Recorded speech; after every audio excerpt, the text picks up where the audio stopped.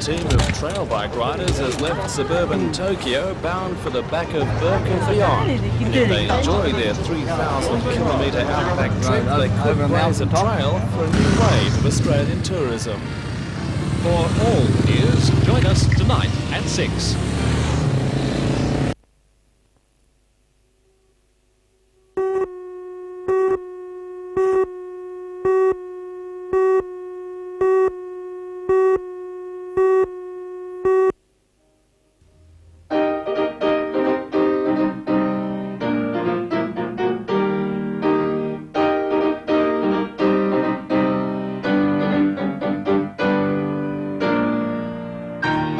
Has been playing piano since he was 7 years old. At 9, he picked up the flute. By the end of his school years, Alan was faced with a difficult decision: to continue his musical ambitions or to move into the more conventional fields of engineering or medicine. Fortunately, the Newcastle Conservatorium won his vote. After 3 years of study with a double major in piano and flute, Alan has been scraping and saving, playing dinner music, coaching and living with his parents to get the funds to further his studies. He applied and was accepted by 2 colleges this year, the Royal Academy of Music in London and the Royal Northern College of Music, with the latter getting the nod. Was he surprised to get into such a prestigious college? Yes, I was. Very excited and pleased about it. It sort of came in the mail out of the blue. I applied by sending a tape of my playing to there, and they sent back the offer. Yes, it was a big thrill. Alan says the college is similar to a conservatorium in Australia. Advanced musical study to the highest degrees, postgraduate courses and undergraduate courses, and excellent tutors, world-class performers on the staff. The course will be for either 1 or 2 years, and at around $10,000 in fees per year, Alan, his family and friends have made a huge investment in his future. Where do we go to after the course is over? Well, that depends on chance and fate, I suppose, being in the right place at the right time, but hopefully a career as a performer. Alan will give a farewell concert next Tuesday night. This follows a week of concerts being held by the Conservatorium to celebrate the opening of the new performance hall. This afternoon, the Conservatorium Chamber Choir and Orchestra, with Philip Mathias on organ, performed. 2 more concerts are planned for Thursday and Friday.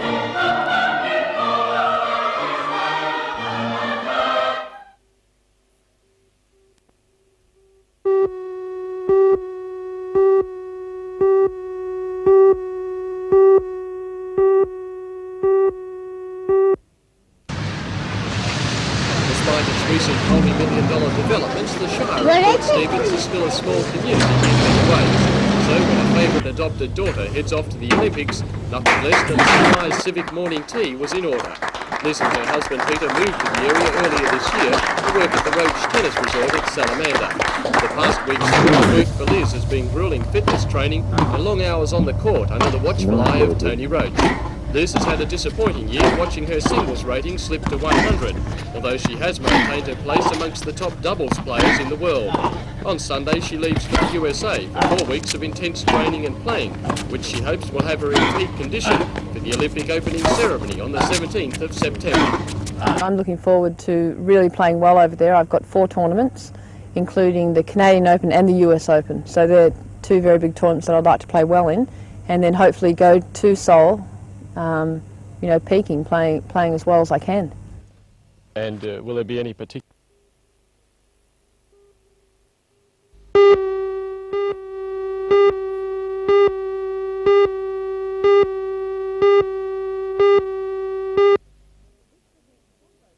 This little swamp oak was chosen for more than just its potential beauty. The City Council's Parks and Gardens Department insists it and the others planted along the foreshore will whisper in the sea breeze.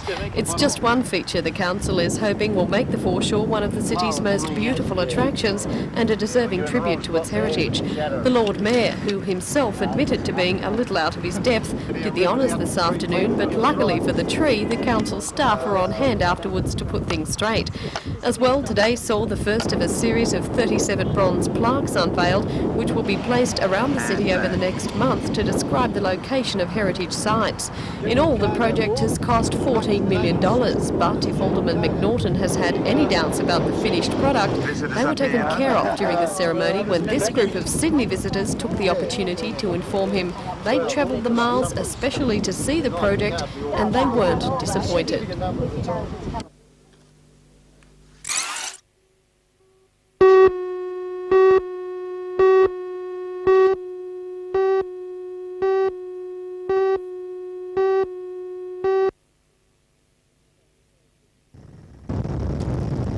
The Highway Patrol took to the air at the end of 1986, beginning a highly publicised form of law enforcement.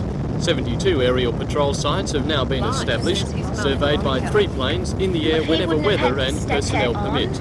According to police, the scheme has been highly successful, earning almost $400,000 in speeding fines last year. However, keeping the planes and their operators in the skies is not cheap, and it has now been revealed that the operation is losing up to $50,000 a year, causing the police minister to doubt the cost-effectiveness of the scheme. Well, it's not a question of losing money. I mean, law enforcement loses money all the time. It's really a question of whether the aerial surveillance program is the most cost-effective way of arriving at a result. Mr Pickering grounded the planes last week, pending a Department of Transport report due in a week's time into their viability. The Minister is quick to stress that the scheme has been under trial since it began, and if it is scrapped, will not mean a declining emphasis on enforcement of road rules. Monies that is now going into that program would simply divert to other law enforcement work on road patrols. There's no suggestion that we'd be cutting the program out in order to save money.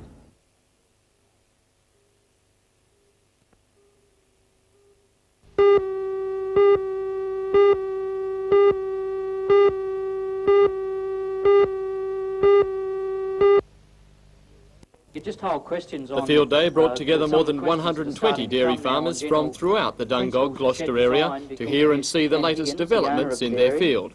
According to the Department of Agriculture's Regional Dairy Officer, Ray Johnston, keeping abreast of the times is a must for farmers. The way the industry is changing in the last 5-10 years, farmers have faced with increasing costs, especially in labour, and this is one area where they can save a great deal on time spent milking cows. During the day, the farmers heard from experts on milking shed design and had the chance to observe firsthand some of the latest developments in milking technology. But this is the field day's main attraction. Many today will closely examine this dairy. The reason? It was recently named the best designed and most efficient in the Hunter region.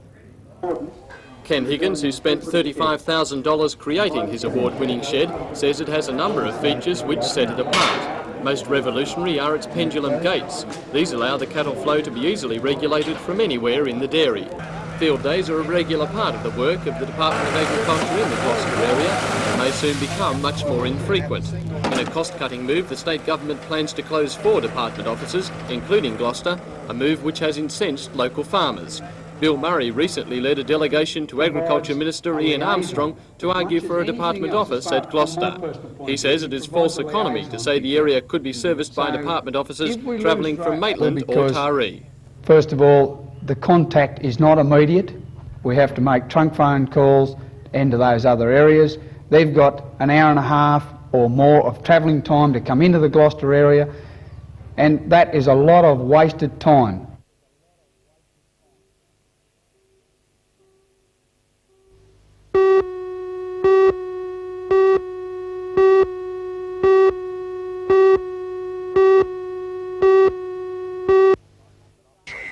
The grand final got off to a spectacular start. Unsettling tactics in the very first minute didn't impress some players who took offence.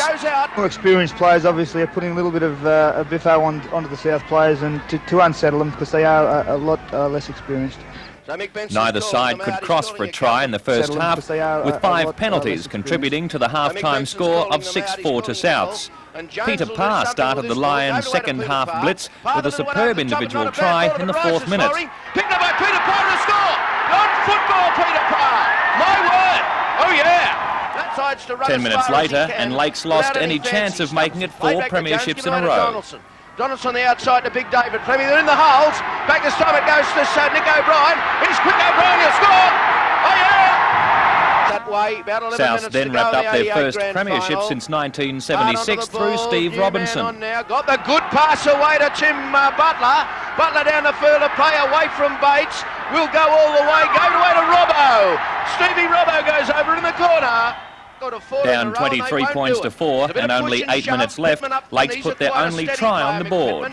Back it goes this time to Fowler. The fortuitous fall outside to Seabone score. So Lakes have broken the duck on tries anyway.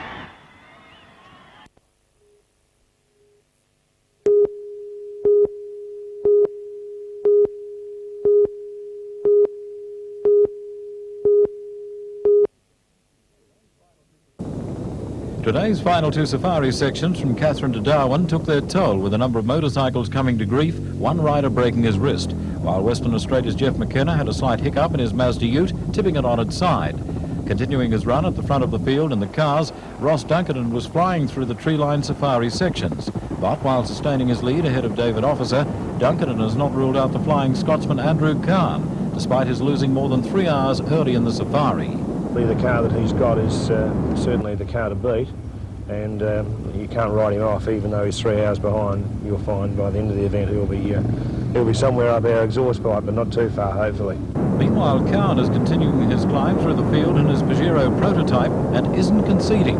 Well, the car's good, you know, and I think we have given ourselves a fair old handicap, 3 hours, 40 minutes, when we stop by the road, but we'll work the way, we're not giving up. In the motorcycle section, New South Wales rider Michael Goddard maintained his lead over Steve Chapman and Steve Riley, and he's looking forward to the run home. Hopefully it'll be fairly tight from here to Mount Isa. Means the bikes with a lot of top end won't get the advantage, so yeah, and also we'll get away from the car some more. As the competitors arrived at the Darwin checkpoint, they took the chance to repair the damage caused over the past few days since leaving Alice Springs. After almost 5 days bashing around the bush, the entrants in this year's Wind Safari are now in Darwin for 4 hours of work on their cars. Then on Saturday morning, it's back on again, through Mount Isa and home to Sydney, hopefully on Sunday week.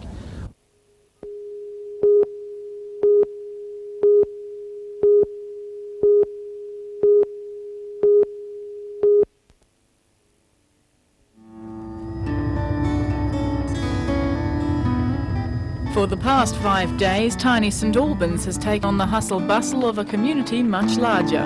Almost 100 riders from throughout Australia have set up camp to compete in the world's longest annual horse endurance ride, the Shahzada, so named after a famous Anglo-Arabian endurance horse.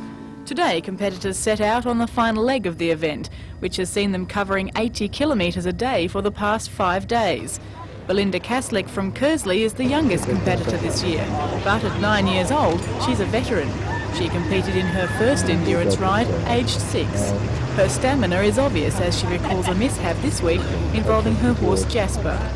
I was coming down the hill and Dad stopped on the grass and Jasper kept going and he was trying to stop with his front leg and the bank gave way and he fell on top of me, accidentally. You look all right now though? Yes. People of all ages have been in St Albans for the event, horse riders, their family and friends, spectators, and a must for any campsite, lots of dogs. Less than half the entrants finished this year's course over mountains, bush tracks, fire trails and river crossings. We had one hill you go down, it's all mud and slides and warmer boots, and it was really fun, it was good. You don't think ever perhaps it's asking a bit much of the horses? If the horses are not bred and trained for it, it is asking a bit much of it, but that's what the vets are here for, you know, to protect those horses, and the people go out and they just ride them until the vet says no more. And if a horse does go lame in the middle of nowhere, there's nothing to do but walk and suffer the painful consequences. However, vet checks are a must. If a horse doesn't measure up in heart rate, respiration and temperature checks, it's out of the event. The horses must also pass inspection to officially finish. St Albans rider Bill McMillan finished the ride in the shortest time, covering the 400 kilometres in a total of 29 hours and 46 minutes. While many aim to be first, to simply finish the courses to win.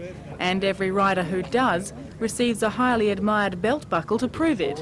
For Byron Bay competitor Tuesday June was the only day when I really the journey did to feel St tired Albans and by down. car Not only was almost as gruelling as the raining, endurance it was ride cold, itself. because she'd She never had a seen 7-hour country like delay this. on the way because She'd of seen car and cold. trailer problems. And I still had to drive all down that road, windy road with the trailer. But anyway, we pressed on because we're endurance people.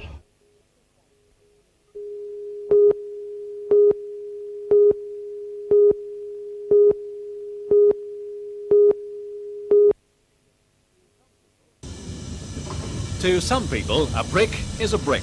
But to people in the business, it's important to keep changing over designs to stimulate new markets.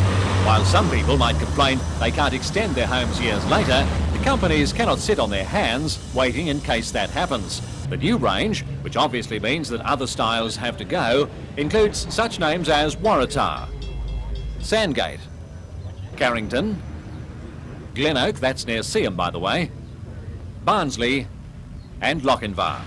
A spokesman for PGH told invited builders and industry representatives that PGH is committed to the valley and its people. Building work is plentiful at the moment, and PGH has responded by streamlining its manufacturing operations and computerisation. And now it's released a new range of bricks. PGH invited local MP Alan Walsh to officially launch the Novocastrian series. He unveiled a plaque to mark the event.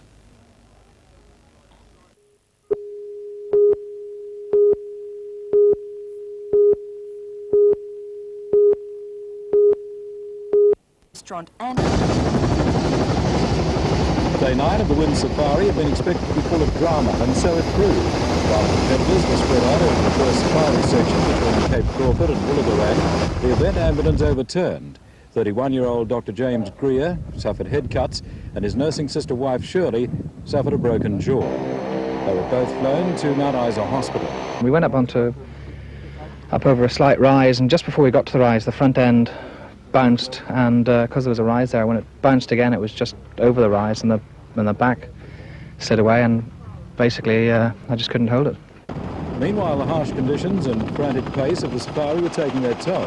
Bendigo's Beecham Brothers Pajero, they were three-time finishers, damaged a piston necessitating an overnight engine rebuild at Cape Crawford's Heartbreak Hotel. But the determination of the team to finish was shown by Laurie Beecham.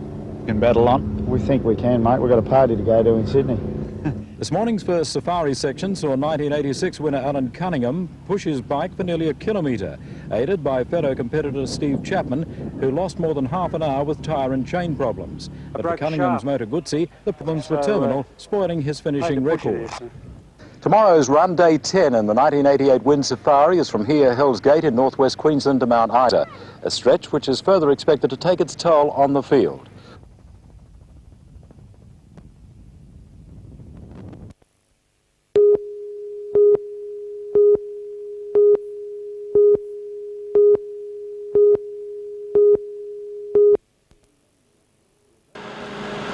The appropriately named Hell's Gate was a hive of activity last night, with last-ditch efforts being made to keep a number of vehicles in the gruelling event. By daylight, only 114 of the original 191 starters were still running, including, amazingly enough, the Datsun 120Y of Richard Mason and David Kay, and the HT Kingswood of Adelaide's Bluey White and Bert Meltzer. Bluey compared this year's safari with 1987. It is tougher. This year is tougher. There's no doubt about that. And obviously not having a front window and going through the bull dust, it's pretty tough. What happened with the front window? Oh, we swerved to miss a couple of bikies. One fell off on a corner and was either cleaning the bikies up or going over this embankment. We chose to go over the embankment, which in turn cost us the front window and a little bit of damage. Then it was off to Mount Isa, 600 kilometres away, with 2 safari and 3 transport sections. Ross Dunkerton and Steve McKimmey steadily increasing their lead across the tortuous terrain, while leading motorcyclist Michael Goddard was revelling in the conditions.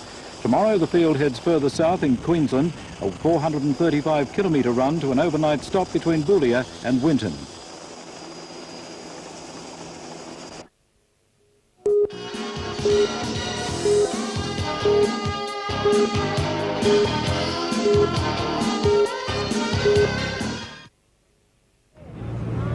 The fire brigade was called to the blaze in Newcastle Road at about 2:30 this afternoon. Although the fire was controlled within half an hour, it was too late for the weatherboard and iron house, which was completely gutted.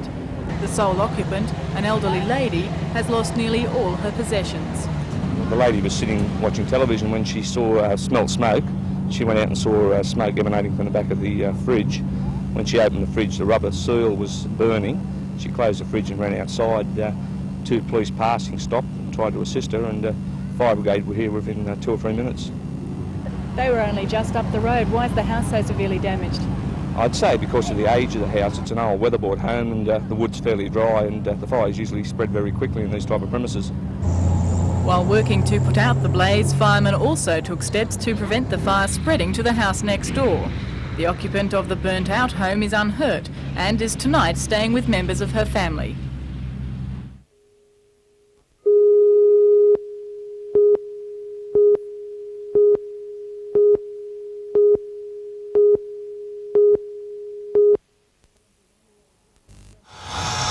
"21-year-old Richard Price began working with Hunter Group Apprenticeship in 1985 as an apprentice carpenter and joiner. Today he was presented with a certificate and medallion as the company's 100th apprentice to finish his apprenticeship. Richard is currently employed by Queensland company Isicob through Hunter Group Apprenticeship to work on the Charlestown shopping complex site. Hunter Group Apprenticeship's group scheme has helped more than 400 young people with their apprenticeships. Under the scheme, the company indentures the apprentices and then seconds or leases them to participating employers. Apprentices represent 19 trades, however more employers are needed. Hunter Group Apprenticeship also has an off-the-job training centre to enable young people to enhance their skills. Now the inside leg directly.